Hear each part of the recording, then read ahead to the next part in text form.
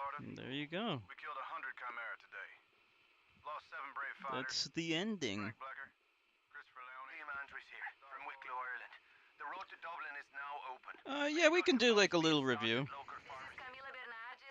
I better turn down the volume since they're talking.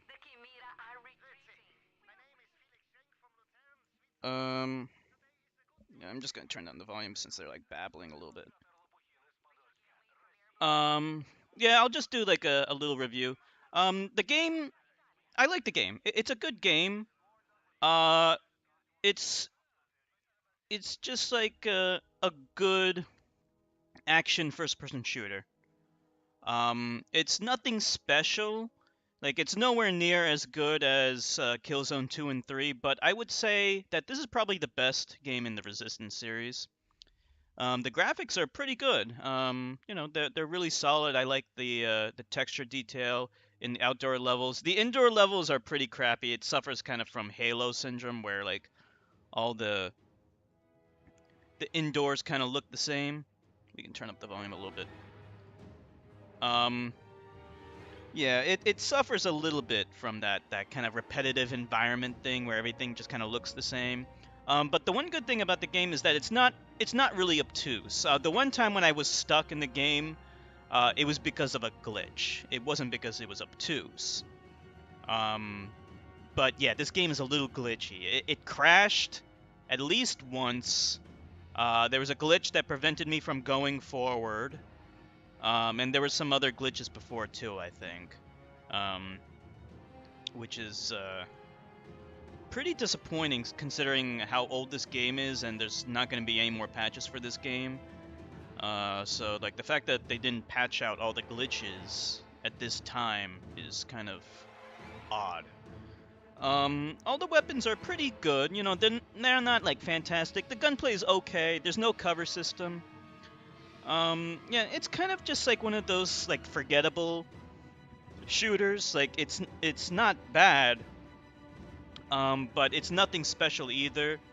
You know, it can feel a little bit boring at times, but at the same time, it is fun to shoot things, and I wouldn't mind playing this again one day. Although I can't imagine when I would ever play it again. But the story is kind of crap.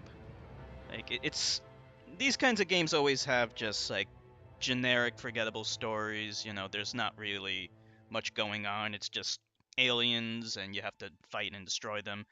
I'm not a huge fan of the design of the aliens. Like they kind of look a little generic. Um, but you know, at the same time, they're not horrible either. And yeah, the gunplay it's not as good as Killzone's gunplay, but you know, it's still okay. You know, there's a decent variety of weapons, and you know, shooting things is all right.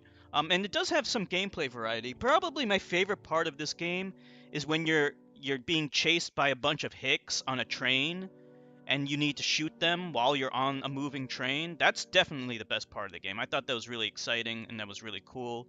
And actually, yeah, that whole scene was probably the best part of the game when you're actually shooting other human beings.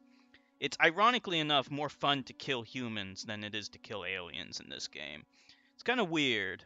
But yeah. Actually, you know, the ending of this game, like destroying the alien tower or whatever, was very similar to the ending of Resistance 2. So it's kind of lack of creativity.